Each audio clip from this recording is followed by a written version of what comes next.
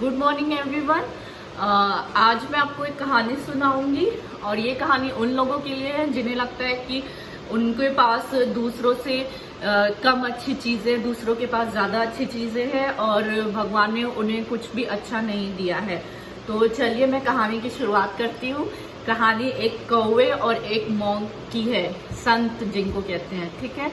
तो एक कौवा एक पेड़ पे बैठ के रो रहा होता है बहुत, तो उसी पेड़ के नीचे एक संत अपनी तपस्या कर रहे होते हैं।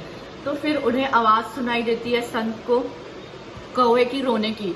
तो संत उनको पूछते हैं, कौवे को पूछते हैं कि कौवा कौवा क्या हुआ, तुम इतना परेशान और इतना रो क्यों रहे हो। तो कौवा बोलता है कि मुझे कोई पसंद नहीं करता, मेरा रंग भी काला है और जहाँ भी मैं जाता हूँ लोग मुझे वहाँ से भगा देते हैं, जो हम लोग करते हैं कौवे के साथ, और लोग मुझे प्यार नहीं करते हैं।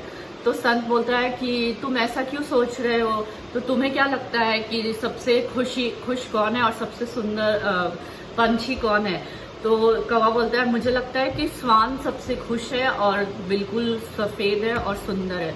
तो संत बोलता है ठीक है, तो मैं तुम्हें स्वान बना दूंगा, बट तुम एक बार स्वान के पास जाओ और उसको पूछो वो कितना खुश है। तो कौवा खुश हो जाता है कि वाह, अब तो मैं स्वान की तरह सुंदर बन जाऊंगा।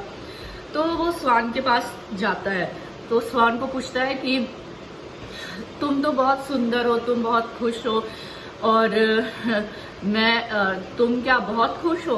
तो स्वान कहता है नहीं नहीं, मैं मुझसे ज़्यादा खुश तो तोता है, वो कितना कलरफुल है, कितना रंगीन है और कितना अच्छा बोलता है। मुझे तो ये पानी में ही रहना पड़ता है, मैं इधर उधर नहीं भटक सकता, नहीं घूम सकता। तुम तोते को जाके पूछो सबसे खुश कौन है। तो फिर वो तोते के पास जाता है कौवा। तो कौवा तोते से बोलता है कि तोता तोता तुम तो कितने सुंदर हो, इतने रंगीन हो, तुम्हें क्या लगता है कि सबसे खुश कौन है।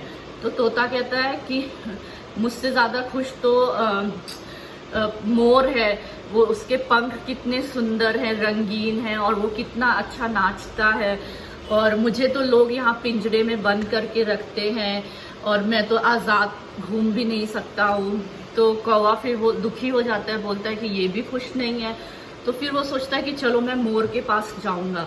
तो वो फिर एक जू में जाता है जहाँ सब पंछी और सब जानवर वो रहते हैं वहाँ पे। तो वो फिर वहाँ जू में जाता है तो देखता है कि वाह, मोर को तो देखने इतने सारे लोग आए हैं, वहाँ पे सब खड़े हैं, उसको देख रहे हैं, उसके नाच को, डांस को। तो फिर जब सब चले जाते हैं तो फिर वो मोर के पास जाता है। तो मोर को पूछता है कि मोर मोर, मैं तो तुम्हारी तरह बनना चाहता हूँ और तुम कितने खुश हो, कितने तुम्हारे पंख कितने सुंदर है। तो मोर कहता है कि ऐसा कुछ नहीं है, मैं बिल्कुल भी खुश नहीं हूँ, मुझे तो यहाँ पे कैद कर दिया गया है इस जू में, चिड़ियाघर में, तो मैं कहाँ से खुश हूँगा। और जिनका मन करता है वो मेरे पंख तोड़ के ले जाते हैं, और वो जब मेरे पंख को तोड़ते हैं तो मुझे कितना दुख होता है, बुरा लगता है। तो और हम सब जंगल वाले जब मिलते हैं तो हम सोच रहे थे कि हमें एक कौवे की तरह होना चाहिए। मैं यही सोच रहा था बहुत दिन से, क्योंकि कौवे को ना तो कोई कैद कर सकता है और वो अपने मज़े से, अपने आराम से घूम सकता है। तो फिर इस कहानी को अब तक तो आप समझ ही गए होंगे कि मैं आपको क्या समझाना चाहती हूँ। तो इसका मतलब यही है कि कोई भी खुश नहीं है, और अगर आप देखिए तो सभी खुश हैं, क्योंकि हर एक की लाइफ में कोई ना कोई तो प्रॉब्लम रहती ही है। ऐसा कोई भी इंसान नहीं है कि जिसके पास प्रॉब्लम नहीं है। अंबानी भी है तो अंबानी के पास तो बहुत पैसा है, पर क्या आपको लगता है कि वो खुश होगा। वो अपनी फैमिली को तो इतना टाइम दे ही नहीं पाते होंगे कि वो इंजॉय कर सकते, वो काम में ही इतने बिजी रहते हैं। तो और जिनके पास पैसा नहीं है वो खाने को ये करते हैं कि वो खाने को नहीं मिलता, रहने को नहीं मिलता। तो आप यही सोचिए कि कोई भी खुश नहीं है, तो चलिए हम अपने में ही खुश रहते हैं। तो फिर वो कौवा बहुत खुश होता है कि वाह, चलो आज मुझे लगा कि मैं कौवा बहुत भाग्यशाली हूँ। फिर वो संत के पास जाता है, फिर उनसे बोलता है कि नहीं नहीं, मुझे नहीं बदलना है, मैं जैसा हूँ मैं वैसे ही ठीक हूँ। तो अगर ये हम लोग समझ जाए सब कि हम जैसे हैं वैसे ही ठीक है, मैं खुद आपको ये बता रही हूँ कहानी, बट मुझे भी कहीं ना कहीं कभी ना कभी ऐसा लगता है।